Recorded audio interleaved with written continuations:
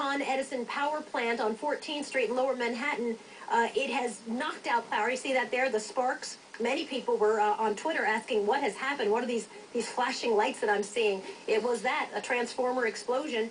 Well, that transformer explosion caused them to shut down the power plant. That shutdown of the power plant has then shut down power to people where I am in Lower Manhattan. And we were just talking to a spokesperson from Con Edison who said it could take a while. There are areas across Manhattan and into Westchester County. In total, 670,000 people are without power, and they're hoping to get around some of those obstacles like down trees and even for the underground wires to get to them as well to be able to restore power as soon as possible. Then let's take you to NYU Langone Medical Center. Dramatic evacuation there when their generator, their power failed, then their backup generator failed as well. You can see there they're bringing out babies. 260 patients in total, many of them newborn babies from intensive care unit. Some of the patients had to be carried down 15 flights of stairs. Keep in mind, some of these NICU babies were on respirators, and so the nurses carrying the babies, working a hand respirator in order to make sure they could save their lives as they brought them out of the hospital in the middle of this storm. 12 feet of water reported in the elevator shafts at NYU Langone Medical Center. That's on 31st Street and 1st Avenue. So again, where I am on the east side, but about a mile and a half north of where I'm standing. Here's what we know about transportation.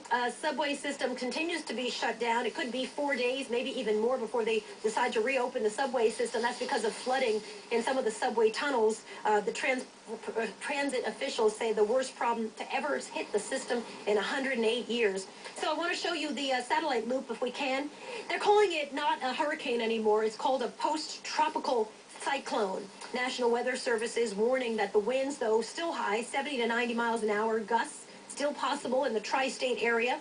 Sandy's already killed 15 people in the U.S., 6.5 million people across the number of states that Sandy has hit are streets of Atlantic City. It all came together when this storm was at its full, roughly 8, 9 o'clock last night. We're talking about the storm surge, high tide, the water up to my knee. If a car drove by, it would splash above my waist. You throw in that with the rain, gusting winds, 70, 90 miles an hour that could have knocked me into that water. That's what people were dealing with, and that's why Governor Chris Christie wanted mandatory evacuations, and he does not seem happy with the makeshift shelter. The hotel I'm staying is right next to me. It's the Sheraton.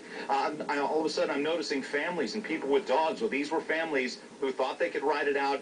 Luckily for them, they were able to get here, and then they were able to commiserate with each other. There were dogs and kids and families in hallways as they were trying to make the best of their new normal now, at least for the next few days here in Atlantic City. So with that, and like you, we're waiting to see what it's going to look like as day breaks. Again, back to that flooding. When it was at its worst, high tide, storm surge, there were reports that 7